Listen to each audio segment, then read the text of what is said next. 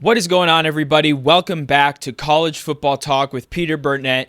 Today's episode, I'm going to be going over my top 10 post-spring rankings, kind of factoring in mostly a lot of what happened kind of in terms of returning production, obviously a lot of the transfer portal, and even factoring a little bit of observations from spring football. And it's almost a pre-summer as we're kind of getting in now to the period where I've seen even some recruits are getting into the athletic facilities, getting, moving in and everything, obviously in addition to the early enrollees. So going to be going over the top 10. At the end of this video, I might throw in my 11 through 25, but for this video, I want to kind of focus in on those top 10 teams. And I think at number 10, they've been a popular choice. I believe they're the betting favorite, them or Ohio State. That's the Georgia Bulldogs. I think in Athens, they were the second team out of the playoff last year, missing out only behind probably Florida State, who obviously they ended up beating in the Orange Bowl anyways, quite handedly. I think the Bulldogs, they were back-to-back champions a couple years ago. They had really almost a near-perfect season outside of some of the bigger games, their rivalry games. Georgia Tech was a little bit sloppy. Auburn was sloppy, and obviously the loss in the SEC championship game to Alabama. Other than that, though, they were clean throughout the season. They showed that they were the number one team in the regular season, but when it mattered most, they did lose that key game to Alabama. But I think they have a good amount of production returning. That starts with Carson Beck at quarterback. They'll be missing a lot with Brock Bowers, but they have some good options at running back, and I think they have a good amount of production returning. They once again need to retool on especially the defensive line in the interior and in the secondary, but they've done a pretty good job of that the last couple of years when they have guys go to the NFL.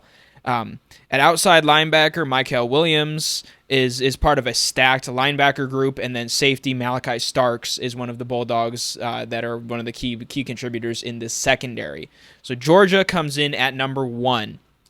Number 2, I have maybe a little bit of a surprise. Not surprise in the sense that they're kind of in this top 5, top 3 or 4 even, but I have at number 2 the Oregon Ducks.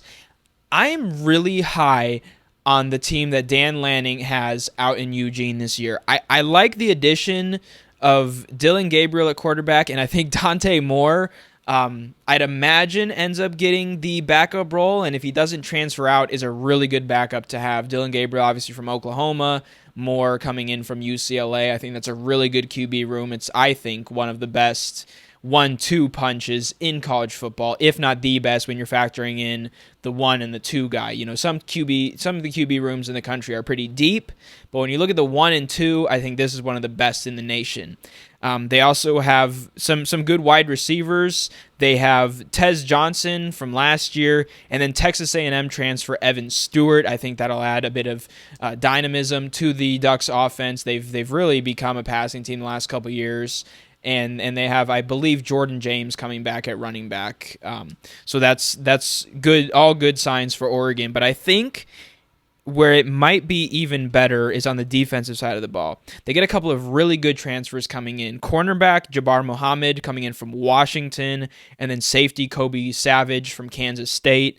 They're going to be added to a defense that ranked first in the Pac-12, obviously a conference that doesn't exist anymore, with 215.9 yards per game allowed. So they were the best in the Pac-12. The Pac-12 has largely been a pass-first conference over the last decade or so. They seemed almost a little bit more in recent years to shift a little bit more towards the run, but college football in general favors the pass, and I think that's a good sign. Now, in the Big Ten, a lot of teams run the ball, but in games like the one against Ohio State, where the Buckeyes, I'd imagine, pass the ball a good amount, they might not as much this year, and I'll talk about those Buckeyes here in a little bit. But I think this Oregon Ducks team can do a really good job on the defensive side of the ball, and I think offense is also looking really good for the Ducks. Coming in at number 3, it's the one team from last year's college football semifinalists, the team to make the 4-team college football playoff, is the Texas Longhorns. Steve Sarkisian has done a phenomenal job in Austin, and he has quarterback Quinn Ewers coming back. He has transfer wide receivers, kind of a a litany of wide receivers coming in. You've got Isaiah Bond from Alabama. You've got Matthew Golden from Houston and Silas Bolden from Oregon State. A nice little bit of rhyming there for the Texas wide receiver transfers. Those three guys, along with some of the guys already at Texas, will need to replace the production of A.D. Mitchell and Xavier Worthy, both of whom were first-round draft picks in the NFL draft.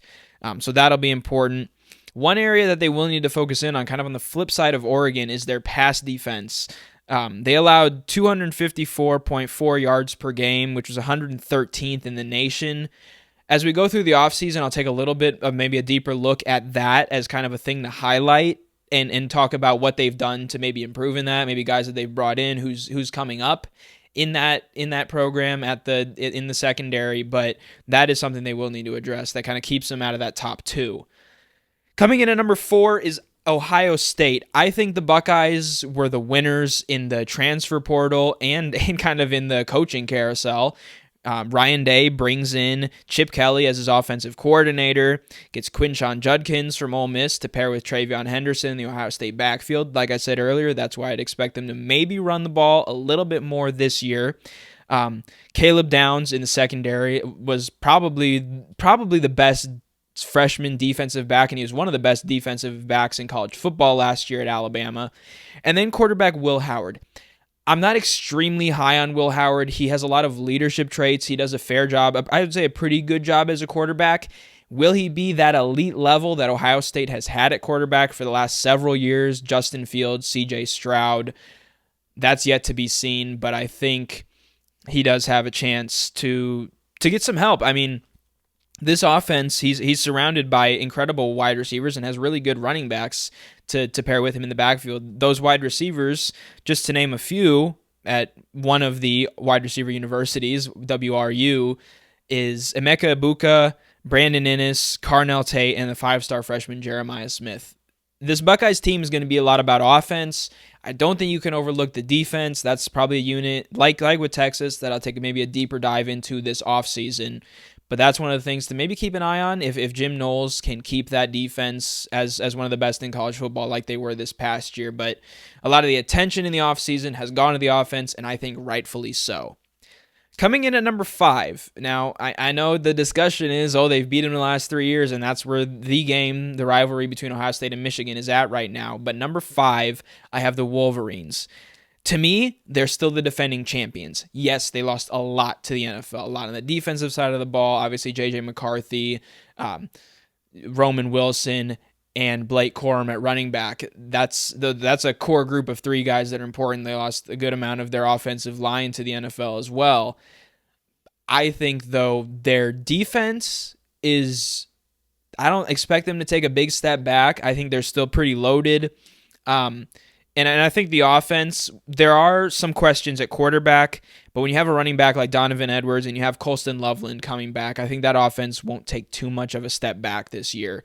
And they've shown that they can produce at a level, year after year. And again, that defense is still strong. I think they have three of their maybe top 5 defenders from last year coming back. Will Johnson, cornerback, was one of, if not the best cornerback in college football last year. And then Kenneth Grant and Mason Graham, who were both kind of heroes for Michigan and played pivotal roles in their college football playoff run in both the semifinal and the championship game. So yes, there are some questions for Michigan. I'm kind of torn on whether to have them here at 5 or at 6. I think they're still better than the team that I have at 6, and shifting into that is Ole Miss, led by quarterback Jackson Dart, leading the strong passing attack there. Again, they lose Judkins to Ohio State, but they do bring in LSU transfer Logan Dix. Sidebar on that, though, he is still recovering from offseason knee surgery, so there is still a question on whether he will be back in time for the start of the season, but that's a good addition. Ja'Cory Krosky Merritt, New Mexico transfer, rushed for almost 1,200 yards last year and 17 touchdowns. And then the Rebels on the defensive side of the ball, their offense gets a lot of attention because of the numbers that they put up, but they had Princely Umanmielen from Florida and Walter Nolan from Texas A&M. Those are both two really good additions on the defensive side of the ball. Number 7, I have Notre Dame. year after year they get hyped up. And maybe it's a part of the cycle. They had a good bowl game last year. A lot of times the big games they struggle, but it was I think the Sun Bowl against Oregon State. They had a strong finish to the 2023 season. Marcus Freeman has the Fighting Irish going in a good direction. Their schedule sets up for them to have a good shot. Regardless of how they do, though, they will not have a bye in that first week of the college football playoff with the new 12-team system this year. But I think if they could put the pieces together, they can crack that top 4 ranking. Again, though, they'll come out number 5, basically, if they have the season that I think they could have. But the thing is, in terms of the team that they have, when you're power ranking these teams, which is what I consider this as, I think 7 is a good spot for them. Riley Leonard comes in at quarterback from Duke. And then he also will have wide receiver transfers, Bo Collins from Clemson and Chris Mitchell from FIU, a couple of good options to throw to, replacing the offense run by Sam Hartman last year. On defense, they have a good core group of 4 guys. On the defensive line, Howard Cross III, Riley Wills, and then the back end of the defense, cornerback Benjamin Morrison, and safety Xavier Watts, who's from here in the Omaha area. So shout out Watts, played at Omaha Burke here in Omaha. Moving forward, at the number 8 spot, I have Utah. They have a couple of guys coming back who kind of battled injuries last year. Quarterback Cam Rising, and then tight end Brant Keith is how I'm going to say it. I hope I'm getting that right. Keith especially was out for a good part of the year last year, but comes back. Wide receiver transfers, Dorian Singer from USC, Damian Alford from Syracuse, and Tayshawn Lyons from Washington will create a strong offensive attack for the Utes. They bring in transfer cornerback Cameron Calhoun from Michigan. And one thing to keep an eye on, though, that maybe keeps them from being a little bit higher is linebacker Levani Damuni is expected to be sidelined long-term, Kyle Whittingham said during the spring ball period. Coming in at number 9 is Florida State. I've seen them drop a little bit further even than this. I think, like Michigan, they still have a good amount of production returning or coming in via the transfer portal, starting with DJ Wagalele from Oregon State. They also bring in a couple of Alabama transfers, running back Roydell Williams, wide receiver Malik Benson. I think those are 2 really solid additions. And then they also have running back Lawrence Toafili. On the defensive side of the ball, which the Seminoles have I guess I would say have a pretty good reputation for a good defense year in and year out for the most part, especially in their years where they compete for a title. They bring in Marvin Jones Jr. from Georgia, Tomiwa Durujaye from West Virginia, and Sione Lolohea from Oregon State. And then interior defensive lineman Darrell Jackson Jr. transferred from Miami, I think, last offseason, but was not granted a waiver to play this past year, so had to sit out. He will be a good option for the Seminoles on the defensive end. And then finally, the defensive side of the ball. Finally, at number 10, I have Alabama. Gone is legendary head coach Nick Saban, but the cupboard is certainly not bare for Kalen DeBoer at head coach. It starts with quarterback Jalen Milroe, who had a strong season, was one of the candidates for the Heisman Trophy. Running back Jamarian Miller and Justice Haynes. And then kind of an interesting thing this offseason was the saga with Caden Proctor, the offensive tackle. He transferred to his home state of Iowa to the Hawkeyes and then entered back into the transfer portal and will be remaining at Alabama. That was kind of an interesting saga just that kind of unfolded, but that is definitely a coup for DeBoer to keep him. A couple of transfers on the defensive side of the ball. DB Keon Sabb from Michigan, that's a really good pickup, and that'll hurt the Wolverines a little bit too. LT Overton from Texas A&M, and then 2 guys from Washington who are actually both on the offensive side of the ball. Parker Brailsford, the offensive guard, and then wide receiver Jeremy Bernard. I think the Crimson Tide, I had a way too early college football playoff, but after what they've done and kind of some of these additions and looking at just kind of the buzz around them, ESPN has them at number 7 in their post-spring top 25. I think that's a little bit high, but I certainly think that the Crimson Tide are not going to fall off a cliff. I had left them out of the way too early college football playoff for this year, but that's really because I probably had them around like 12, and that would mean they'd be left out for a group of 5 team. But here at 10, they would make it.